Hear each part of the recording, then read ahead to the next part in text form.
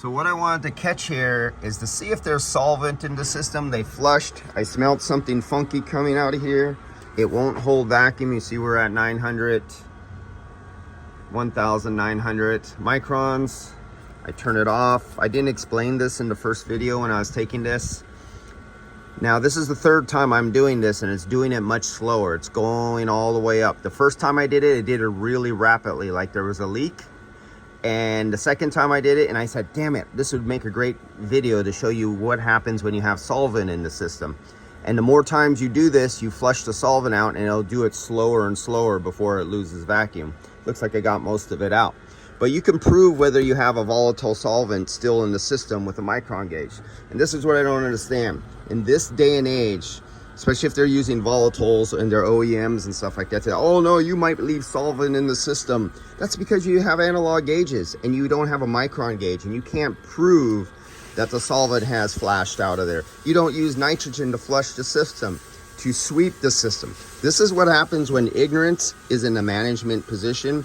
They're in the technical management position, and they're the ones who say what should or shouldn't be done.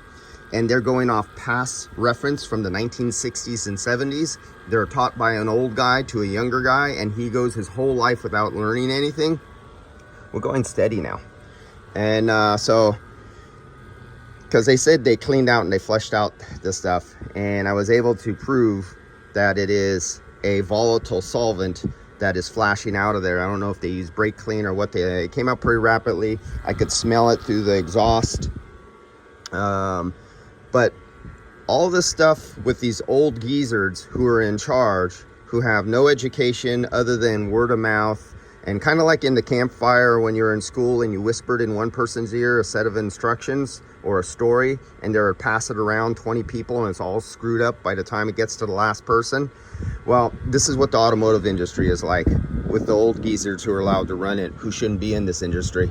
And they're in charge. And they're in charge for teaching the new generation, and this bad information keeps going on in generation after generation. If you own the equipment, you can prove what you, if you ain't testing, you're guessing. And if you're guessing, hey, there's a janitorial service that needs toilet sweeping, there's garbage that needs to be taken out, and there's burgers that need to be, but get the hell out of the automotive business. See you guys later. I know that really upsets some people. Got some panties all wadded up their butt crack. See ya.